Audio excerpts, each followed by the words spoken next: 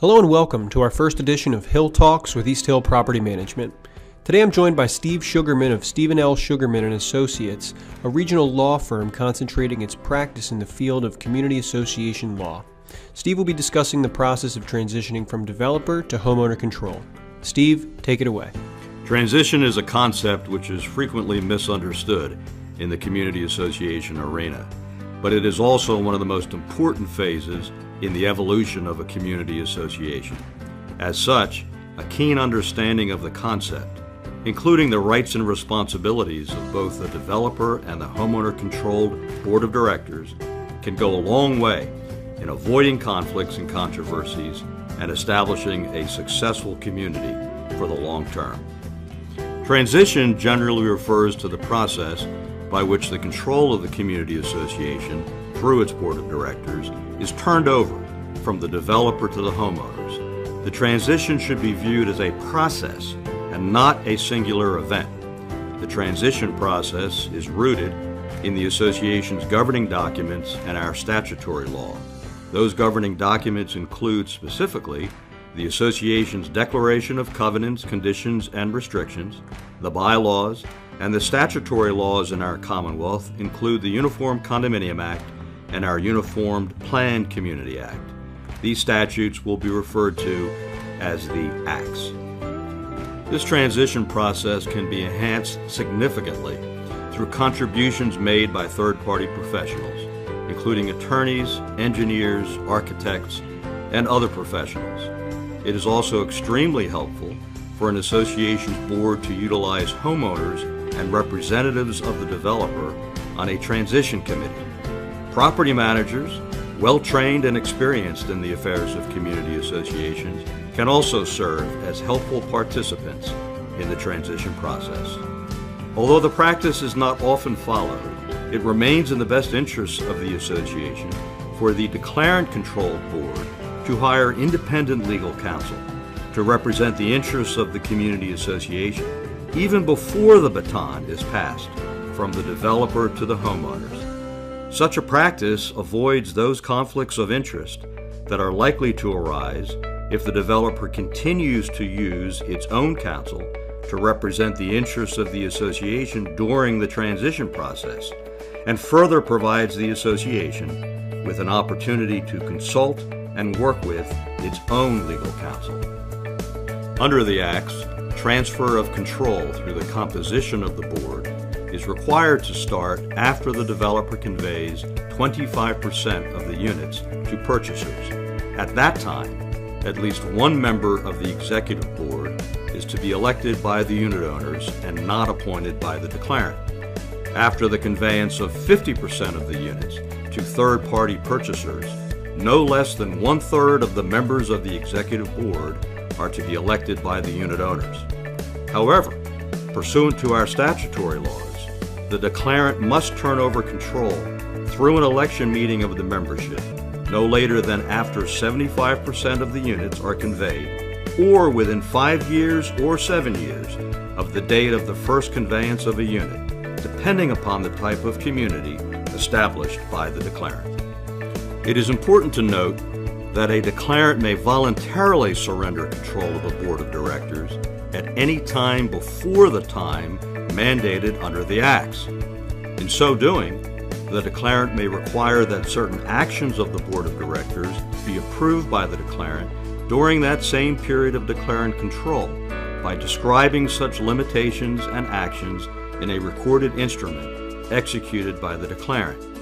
This procedure, authorizing the declarant to turn over control earlier than the mandated statutory date, provides a marvelous tool for the association and developer to structure, by an agreement, an orderly and efficient transition process by removing the developer from the day-to-day governance and administration of the association, while at the same time preserving the developer's rights to build, market, and sell the units. Pursuant to the Acts, and not later than 60 days after the period of declarant control terminates, the declarant is required to deliver to the association all property of the unit owners and of the association held or controlled by the declarant, including such items as copies of the recorded governing documents, tax returns, all association funds, plans and drawings of the buildings and improvements, insurance policies, permits and warranties, and other pertinent documentation. Moreover, the Homeowner Controlled Board is given an opportunity to review and evaluate all contracts and leases that may have been entered into by the Executive Board during the period of declarant control, and may terminate such contracts and leases upon not less than 90 days' notice to the other party. The contracts and leases which may be terminated include, among others, any management contract, employment contract, or lease of recreational or parking areas, and any contract or lease to which the declarant or an affiliate of the declarant may be a party.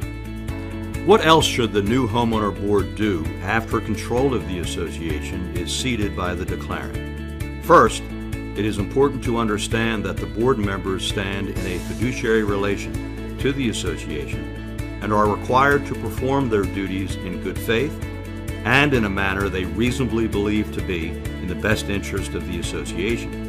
In performing those duties, the board members are entitled to rely upon the advice and opinions of third-party professionals, including legal counsel, accountants, property managers, and others.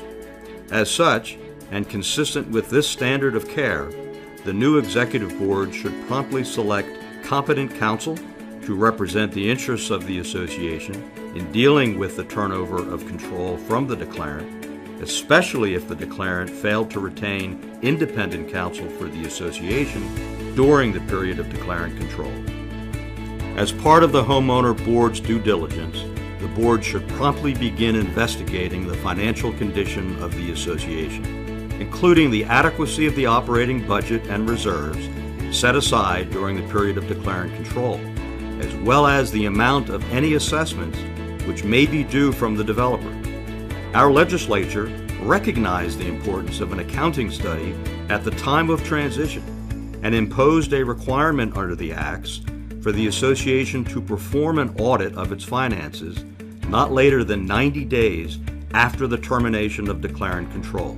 The costs of that audit are required to be shared equally between the declarant and the association. Likewise, the Homeowner Controlled Board should investigate and assess the condition of the common elements for which the association will remain responsible, including such things as the exterior components of the units, such as the roofs and exterior siding, sidewalks, roadways, stormwater management facilities, and the like.